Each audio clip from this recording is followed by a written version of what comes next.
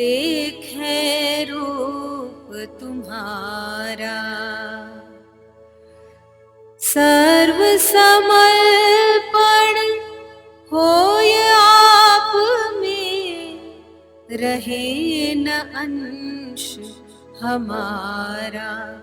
हे प्रभु असमन कर दो। तीसरे अंतरे में साधक सचराचर विश्व में समग्र ब्रह्मांड के अणु परमाणु तक में एकमात्र परमात्मा के रूप को ही देखने की भावना व्यक्त करता है और विश्व रूप दर्शन करते करते स्व को और सर्वस्व को उस विश्व रूप में विलीन कर देना चाहता है, भगवान में मिल जाना चाहता है, यहाँ तक कि खुद का एक अंश भी शेष ना बच पाए। नदी, समंदर, सूर्य, चंद्र, तारा, नक्षत्र, जमीन, आसमान, पर्वत, मिट्टी, अरे ये समग्र जीव सृष्टि सभी हमें ईश्वर की सूक्ष्म मौजूदगी का एहसास करवाते हैं। देह में भी आत्मा के रूप में भगवान ही अंश रूप में निवास करते हैं। इसीलिए सांस चलती है, जुबान बोलती है, बुद्धि सोचती है और देह अपना धर्म बजाती है। जीव की अंतिम गति भी परमात्मा ही है। डॉक्टर हाथ ऊपर उठा दे, बचने की कोई उम्मीद ना रहे, तब गंगाजल, तुलसी, ब्रजरज, गीता पाठ, अल्लाह, राम बोलो भाई राम का उच्चारण, यही हमें ईश्वर की याद दिलाता है। श्री गुरुदेव ने यहाँ पर देखे शब्द का उपयोग किया है, जो बहुत मायने रखता है। मानस जी में श्री गोस्वामी जी ने लिखा है, सिय राम माय सब जग जानी, करहूँ प्रणाम जोरी जुग पानी। मतलब कि समग्र ब्रह्मांड को सिया राम मैं जानकर मैं दोनों हाथ जोड़ सबको प्रणाम करता हूँ। साधना के प्रारंभ काल में साधक सत्संग, अध्ययन, चिंतन, मनन द्वारा इस जगत को सिया राम मैं जान सकता है। जानकारी पाना एक बात है, जानकारी परिस्थिति जन्य होती है। पिंजरे में कैद तोता राम राम तब तक रटता है जब तक वह बिल्ली को नहीं देखता। उसे देखते ही राम नाम छोड़कर वह तुरंत चीवी चीवी चिल्लाने लगता है। या फिर बिल्ली को हम गेरुआ वस्त्र पहनाकर एक आसन पर तब तक बिठा सकते हैं जब तक वह चूहे को नहीं देख लेती।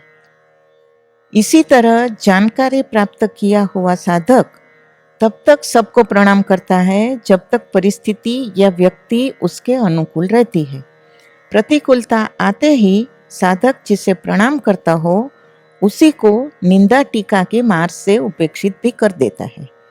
योग्य समय पर जानकारी उड़नछू हो जाती है। इसलिए उत्तरकांड में यानी बुद्धि और भाव परिपक्व हो जाए उसके बाद ऐसे साधक के लिए गोस्वामी जी कहते हैं, उमाझे राम चरण रत, विगत मोह मद क्रोध, निज प्रभु मई देखहि जगत, केहि सन करहि विरोध। जानना एक बात है और देखकर महसूस करके मानना दूसरी बात है। जिनके काम, क्रोध, मद आदि विकार मिट चुके हैं, जो हरदम प्रभु चरणों की भक्ति में डूबा हुआ है, ऐसा श्रद्धावान साधक समग्र जगत को प्रभुमय देख पाता है। इसलिए किसी का भी विरोध वह नहीं कर सकता। निष्ठावान साधक सुनी या जानी हुई परिस्थिति पर नहीं, किंतु खुद की देखी हुई, परखी हुई अनुभूतिजन्य अवस्था पर दृढ़ भरोसा रखता है। जब साधना परिपक्व बन जाती है तब वह पूरे ब्रह्मांड में सिर्फ एक ही अपने प्रभु के अस्तित्व की अनुभूति करता है और देख भी सकता है। गुजराती कवि नरसिंह मेहता जैसे भक्त शिरोमणि भी इस अनुभूति से अभिभूत होकर गा उठते हैं,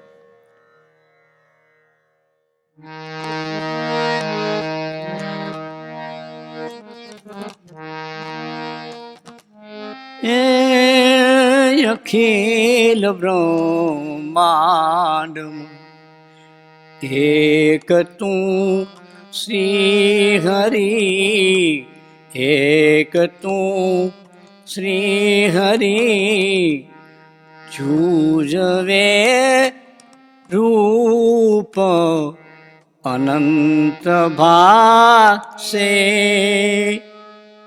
દેહમાં દેવ તું, તેજમાં તત્વ તું, શૂન્યમાં શબ્દ થઈ વેદવાસે, વેદ તો એમ વદે, શ્રુતિ સ્મૃતિ સાખ દે, કનક કુંડલ વિશે ભેદ નાએ, ઘાટ ઘડિયા પછી નામ રૂપ જૂજવા, અંતે તો હેમનું હેમ હોય, એ અખિલ ब्रह्मांड।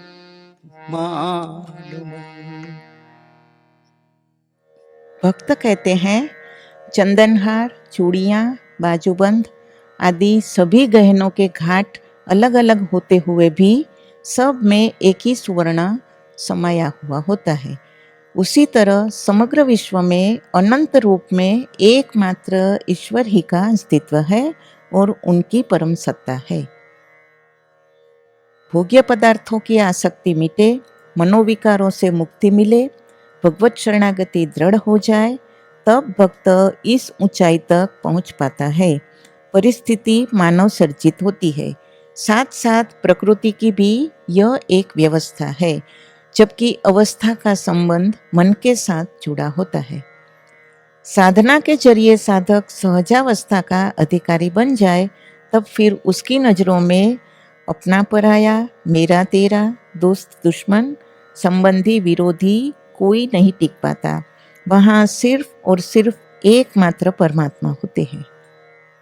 श्री गुरुदेव ने कहा है, परम की कृपा से साधक को यदि जिंदगी जीने की चाबी हाथ लग जाए, तो जिस तरह घर में रहने वाला व्यक्ति घर को, घर के फर्नीचर, सोफा, फ्रिज आदि को देख सकता है, उसी तरह देहधारी साधक भी अपनी वृत्तियों की अनुभूति बराबर कर सकता है और देख भी सकता है कि खुद की वृत्तियाँ इस समय भोग में जा रही है या योग में। इसका प्रमाण देते हुए योगीश्वर कृष्ण ने गीता जी में कहा है, उत्क्रामंतम स्थितम वापि पुंजानम वा गुणान्वितम विमूढ़ानानुपश्यन्ति पश्यन्ति ज्ञान चक्षुषा। 15वें अध्याय के 10वें श्लोक की ये बात है। मतलब कि सत्वादि गुणों के साथ जुड़ा हुआ यह जीवात्मा शरीर को और विषयों को छोड़ता भी है और भोगों में डूबा भी रहता है। जीव की इन क्रियाओं को मूढ़ बुद्धि वाले लोग नहीं देख पाते, अपितु ज्ञान दृष्टि वाले विवेकी बुद्धजन देख सकते हैं। अज्ञानी व्यक्ति की दृष्टि में गोरा काला, मेरा तेरा, खट्टा मीठा, पत्नी माँ का भेदभाव रहता है। ज्ञानी साधक की भी ये सारी चेष्टाएं समान होती है, परंतु उसकी दृष्टि भिन्न होती है। ज्ञानी हरेक व्यक्ति में सिर्फ ईश्वर की ही चेतना को देखता है, अंश रूप में विराजते हुए प्रभु को देखता है, इसलिए वह किसी से विरोध नहीं कर सकता। भक्त कवि अखा ने चाबुक फटकारते हुए इस पंक्ति में कहा है, हूँ करूँ एज अज्ञानता, शकटनो भार जेम श्वान ताणे, शकटनो भार जेम श्वान ताणे। श्री गुरुदेव कहते हैं, एक बात कहूँ, कटु है पर सत्य है। हमारे में आस्तिक लोग कितने हैं? आस्तिक उसे कहते हैं जो ईश्वर को मानता है और जानता है। बराबर है ना? आप कहेंगे कि हर एक आस्तिक ही तो है, ईश्वर को मानना ही आस्तिकता है ना। अब हम यह पूछते हैं कि ईश्वर को मानने वाला और यहाँ तक कहने वाला कि ईश्वर सब में है, विश्वासघात क्यों करता है, झूठ क्यों बोलता है? जिसके साथ तुम विश्वासघात करते हो उसमें क्या ईश्वर नहीं है? ईश्वर को हाजिर नाजिर मानकर और देखकर जब हम आचरण करें तब हम खुद को आस्तिक कहलावे। तुम भगवान को मानते हो और उसी परमात्मा को धोखा देते हो। ईश्वर सब में है ऐसा हम कहते भर हैं। ईश्वर को सर्वव्यापी कहने वाले कितने और महसूस करने वाले कितने? प्रभु का सर्वव्यापी रूप देखने वाला कदापि पापाचरण नहीं कर सकता, अहंकार नहीं कर सकता, क्रोध या ईर्ष्या के बस नहीं हो सकता। हमसे तो नास्तिक ही अच्छा है जो कहता है कि ईश्वर नहीं है और पापाचरण करता है। हम श्री युगल सरकार के दर्शन करते हैं तब हमेशा देखते हैं कि श्री सीता मैया जी के श्री अंग पर मस्तक से लेकर चरण तक, मुकुट से लेकर पायल तक गहने होते हैं। साधक यदि अपनी साधना में आगे बढ़ना चाहता हो, अणु परमाणु तक में ईश तत्व की ही अनुभूति चाहता हो, तो जगत में रहने वाले सज्जनों को वह माता जी के मुकुट का श्रृंगार समझकर उन्हें प्रणाम करे और दुर्जनों को मैया जी के चरणों की पायल समझकर उन्हें भी प्रणाम करे। श्री तुलसी जी कहते हैं, बहुरी बंदी खलगन सती भाए, जे बिनु काज दाहिने बाए, परहित हानि लाभ जिनके रे, उजरे हर्ष विषाद बसेरे। मतलब कि बिना किसी प्रयोजन के भी अपना हित करने वाले के प्रति जो व्यक्ति प्रतिकूल आचरण करता है, जिसकी नज़र में दूसरों के हित की हानि ही खुद को मिलता बहुत बड़ा लाभ है, दूसरों का सब कुछ नष्ट होता देखकर जिसे हर्ष होता है और दूसरों का भरा पूरा आशियाना देखकर जो विषाद में डूब जाता है, ऐसे दुष्टों को मैं हृदय के भाव से प्रणाम करता हूँ। जिस प्रकार लड्डू के प्रत्येक कण में चीनी की मिठास फैली हुई रहती है, उसी प्रकार समग्र ब्रह्मांड के अणु परमाणु आदि में ईंट मिट्टी पत्थर तक में वही एक परम तत्व बसा है, फैला हुआ है। शायर कहता है, गर खुदा दे दे नजर तुमको तो हर सूरत खुदा की है। गर खुदा दे दे नजर तुमको तो हर सूरत खुदा की है। एक अर्थ में अणु माने द्रव्य पदार्थ, उसके संयोजन व मिश्रण से विज्ञान जगत अणुबोम, एटम बम, मिसाइल जैसे घातक संहारक शस्त्र बनाता है। और कवि कलापी की इस पंक्ति, जे पोषतूं ते मारतूं एवो दिसे क्रम कुदरती, इसको सार्थक करता है। प्रभु ने समग्र प्रकृति में ठूस ठूस कर पदार्थों को भरा है। उनको खोजकर, मिलाकर या विघटन करके फिर विकास में उनका उपयोग करना या विनाश में, सो मनुष्य के कर्म, संस्कार, बुद्धि, विचार और संयोग पे निर्भर होता है। विज्ञान जगत के आविष्कारों ने मनुष्य जाति को अनगिनत भेंट दी है। विज्ञान की एक अनुपम भेंट है कंप्यूटर, लैपटॉप, डिवाइस या टैबलेट जैसे उपकरण, जिनके माध्यम से हम हजारों मील दूर बैठे अपने प्रियजन को देख सकते हैं और उनसे बातें भी कर सकते हैं। श्री गुरुदेव ने कहा है, हमारे अच्छे या बुरे विचार के परमाणु बनते हैं और वे परमाणु अवकाश में फैलते हैं और उसके मुताबिक प्रकृति हमें अच्छा या बुरा परिणाम देती है।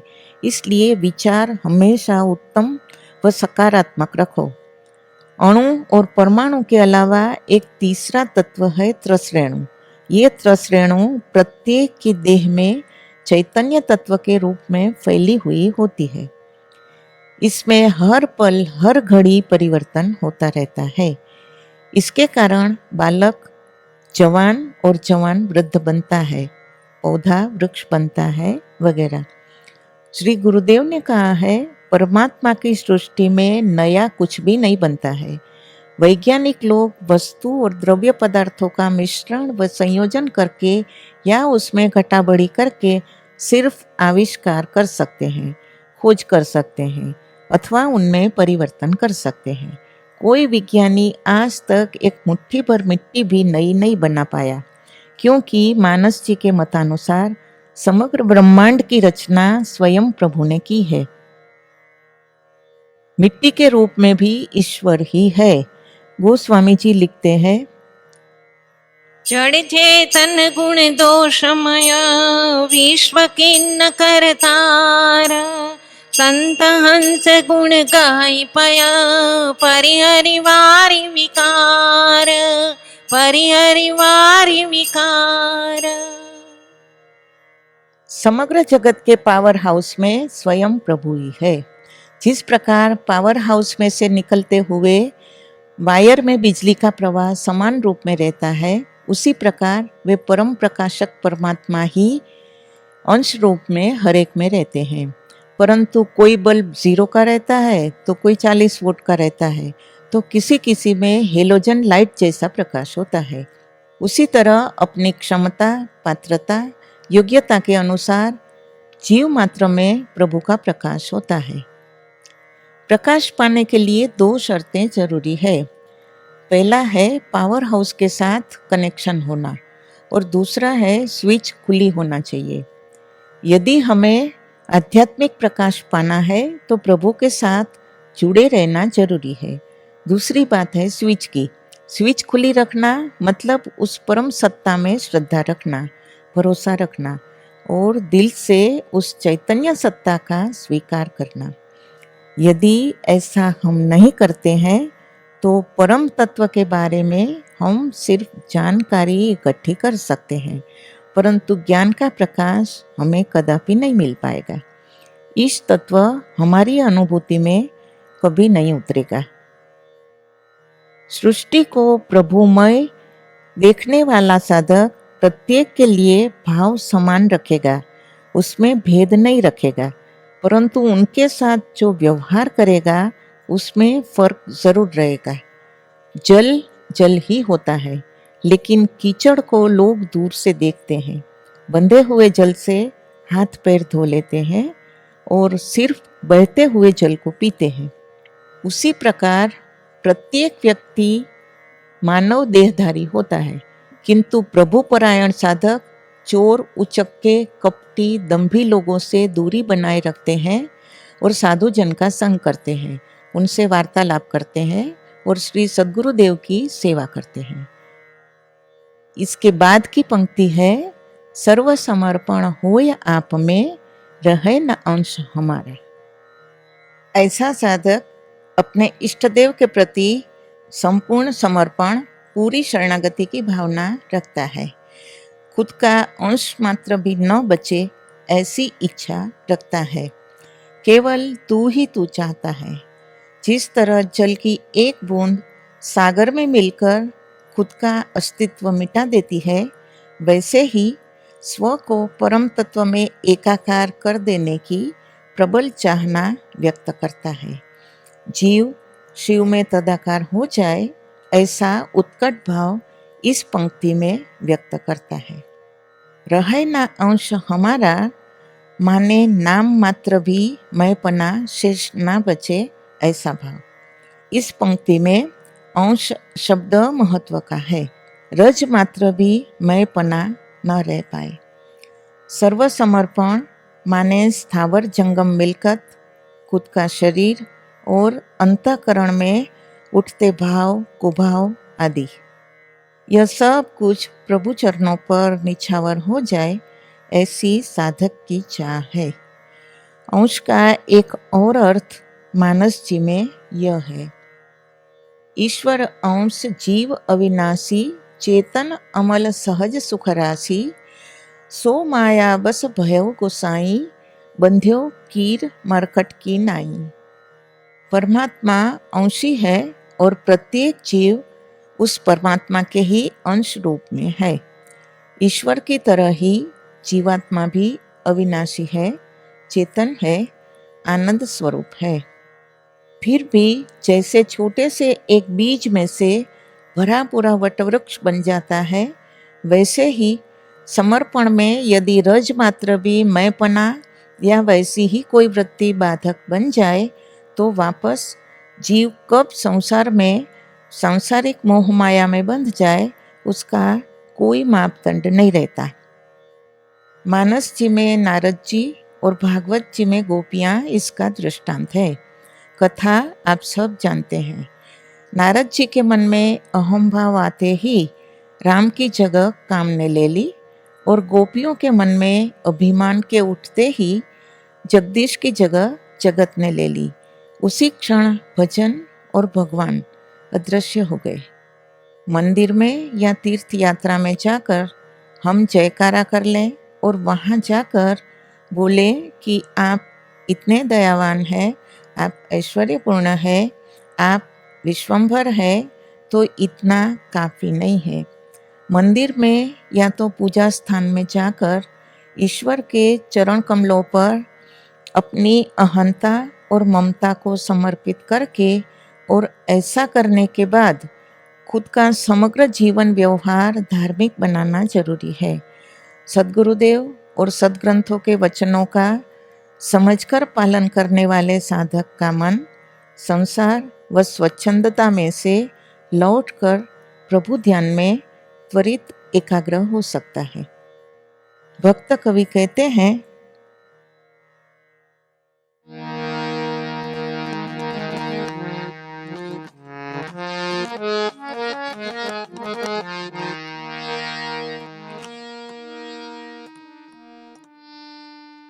जब मैं था तब हरि नहीं,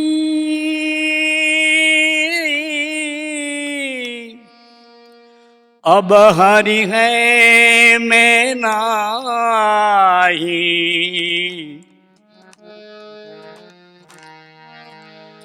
प्रेम गली अति सागरी,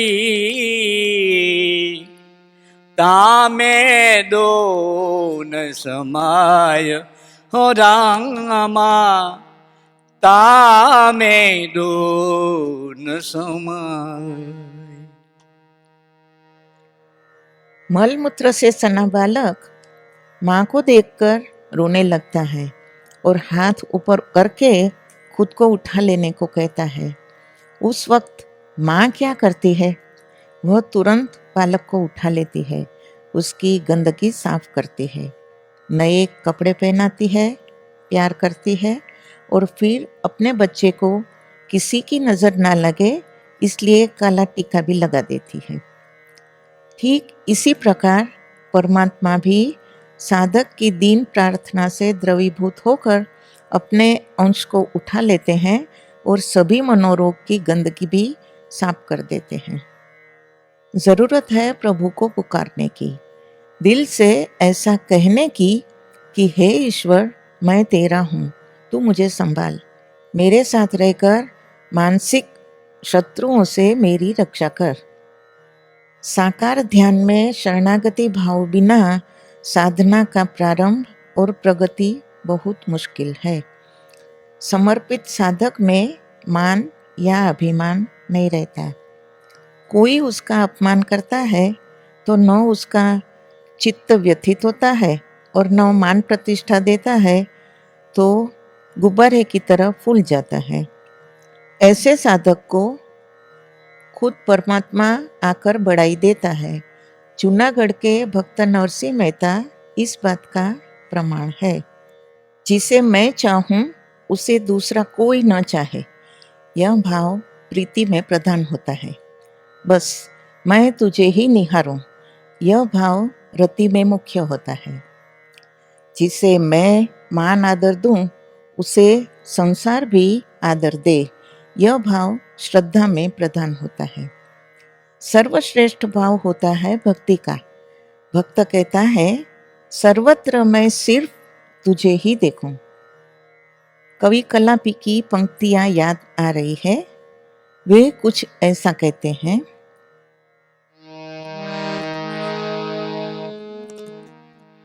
જ્યાં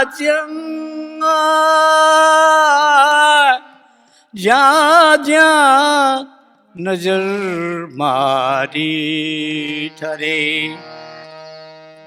देखूं छवि ત્યાં આપની, देखूं छवि ત્યાં આપની, જ્યાં જ્યાં ગુલો, જ્યાં જ્યાં ચમન, ત્યાં ત્યાં નિશાની આપની, ત્યાં ત્યાં નિશાની આપની, જ્યાં જ્યાં નજર મારી ठरे। एक और कवि का नजरिया भी देखें।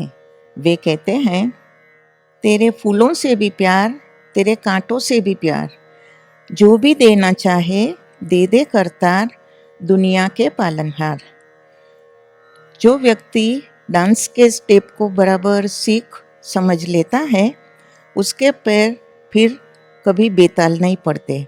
इसी तरह प्रत्येक में वही एक परम तत्व विराजमान है, ऐसी अनुभूति जिसे हो जाए, उससे फिर कभी कोई पाप, विश्वासघात, दंभ, कपट, झूठ या क्रोध नहीं हो सकता।